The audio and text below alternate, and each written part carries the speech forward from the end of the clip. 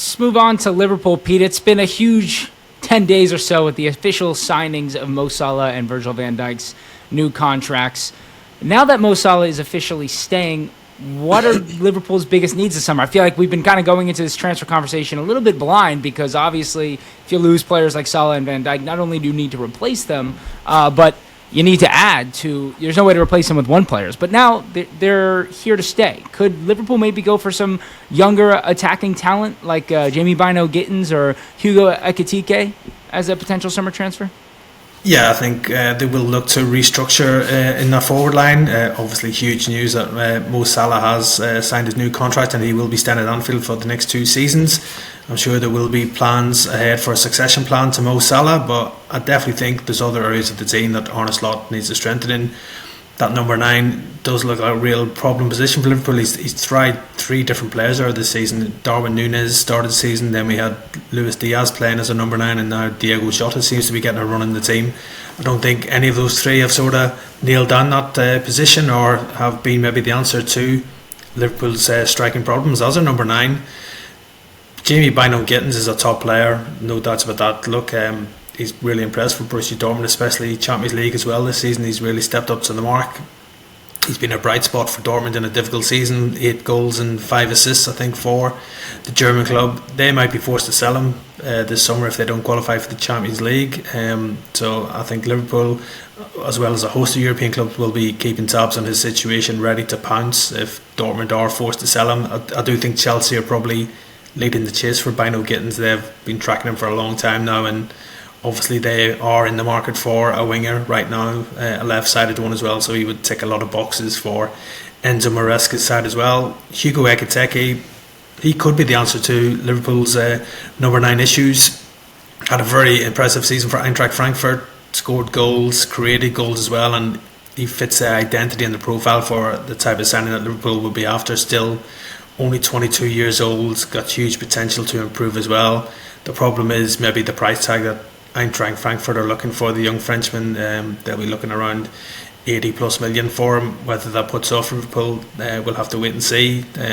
But also probably the dream signing for Liverpool would be Alexander Isak, but like I mentioned earlier, I think Newcastle will probably just price him out of a move.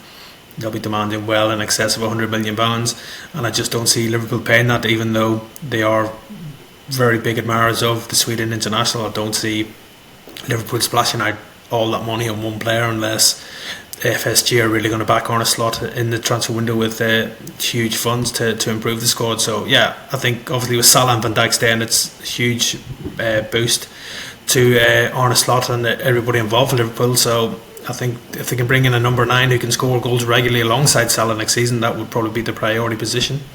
Ekitike is the one for me. You look at him, I mean, he's still only 22. PSG, didn't they? They paid Stade Rennais for him. They paid nearly 25 million euros for him when he was a youngster, and then they sold him on for 14 million euros to Eintracht Frankfurt. So listen, he's been at Stade Rennais, which has been quite a good feeding ground for PSG. You look at a lot of the young players in that PSG side, they do take him from Stade Rennais, and they saw it fit to pay a fee for him when he was young. Come into the Eintracht Frankfurt side now, scored a lot of goals. He might be the one that you can get, well, not as expensive as Alexander Isak, if you like. Obviously not Premier League proven, not Premier League tried and tested. But I think the thing for Liverpool now is they don't want to be in a situation in 2 seasons' time with Mo Salah and as sat here in 2 years' time going, who's going to replace Mo Salah? That replacement has to come in within the next 4 transfer windows. So they get a fit, they get a feel for Liverpool, they become part of the side. Mo Salah potentially will leave Liverpool in 2 years' time, and it's looking like he'll go to the Saudi Pro League in 2 years' time now. And in that 2 years' time, Liverpool have to be clever in the recruitment. Some of the younger players that you mentioned there, yes, buy for the here and now, but also have one eye on the future and ready to develop and progress the squad when these players like Virgil van Dijk and Mo Salah do eventually move on. Not be in a situation like this season where people will go in, well, if they go now, what have we got? We're going to have to go in the transfer market quickly, get the replacements and the next generation through the door, if you like. And Paul, what do you think of maybe a signing like Karu Mitoma from Brighton? It seems to me like a very Liverpool signing of this kind of era, the likes of Diego Jota, the likes of Sadio Mane, just kind of buying Premier League proven players who they believe are ready to take that next step up. Yeah, but I don't see where he plays in that Liverpool team. I mean, if you keep the forward line, You've got Diaz who plays on the left regularly at the weekend. Jota played as the 9.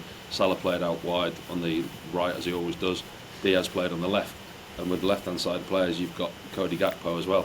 Thought Cody Gakpo was excellent in the summer. Maybe not kicked on as much as he should. If a player like Gakpo was to leave, then potentially, Mitoma would be a good fit. But I think you're buying there to stop other people buying, and he's a player that's not really needed if you've got Diaz and Gakpo who can both operate down that left-hand side. They've got the versatility of Curtis Jones as well. McAllister can play anywhere, in that midfield or the three in behind. They've got a lot of flexibility in there, and to go and pay the amount of money that they would do for Mitoma, or to bring him into the squad, you wouldn't need to, wages-wise, when there's other areas of that Liverpool squad that I suspect the manager would probably want to strengthen first, if that's saying that the players don't leave. If players are to leave, then he's certainly Liverpool ready. He's of that quality. I think more likely that Mitoma could end up in the Saudi Pro League. Obviously, Brighton turned down a big offer for the Japanese international in the January window. I think that interest still remains, and it just depends if those clubs in the Saudi Pro League want to sort of make a new offer for the winger in the summer. I think now he's 27 years old. He's under contract until 2027. We know Brighton will sell their players if they do receive the right offer, so I think there'll be more Saudi Pro League interest in Mitoma, and that might just price Liverpool out of a move for him as well. So for me, I think a move to Saudi is more likely. Watch this space for the Saudi Pro League as well, because they had a quiet January, and the recruitment in the last couple of windows, it's been fairly subdued. With Neymar leaving, that frees up a huge wage budget. There's a lot of wages there at Al Hilal. With Mo Salah not going now, and the recruitment in the January window, there's a lot of good recruitment of young players from South America, a lot of talented younger players, but the marquee signings haven't really been there for the last two windows. Ronaldo's 40 now, he's going to be 41 in the middle of next season. John Duran, obviously, that we saw go in January, but the recruitment from the Saudi Pro League this summer is going to go. I mean, Roberto Firmino playing at Al Ahly, he's not even been registered to play in the league in the second half of the season. So there's players that they are looking to switch, they are looking to rotate, and I expect an influx of big names into the Saudi Pro League at the end of this season, start of next season. And Pete, this is probably the last thing Liverpool fans want to hear or talk about, but there are some other contracts that need to be dealt with now that the big ones have been dealt with. What are the next ones to get done, and what are the ones that maybe aren't going to get new contracts and may be gone this coming summer? Yeah, we've got nothing else to talk about now. Mo Salah, yeah, exactly. Yeah, we have to find the next contract saga involving Liverpool.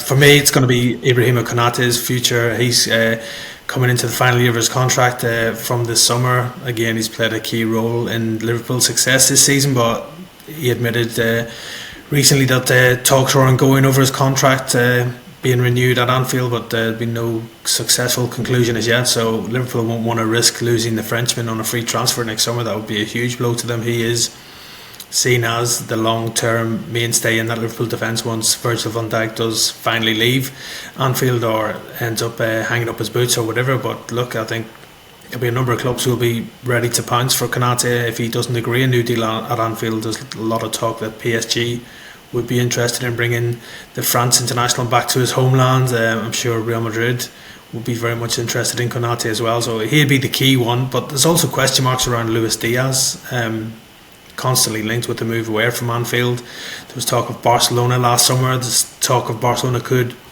rekindle that interest in this upcoming summer transfer window as well. While I think there is a lot of Saudi Pro League clubs who would be interested in Luis Diaz as well. He's under contract until 2027 at Anfield.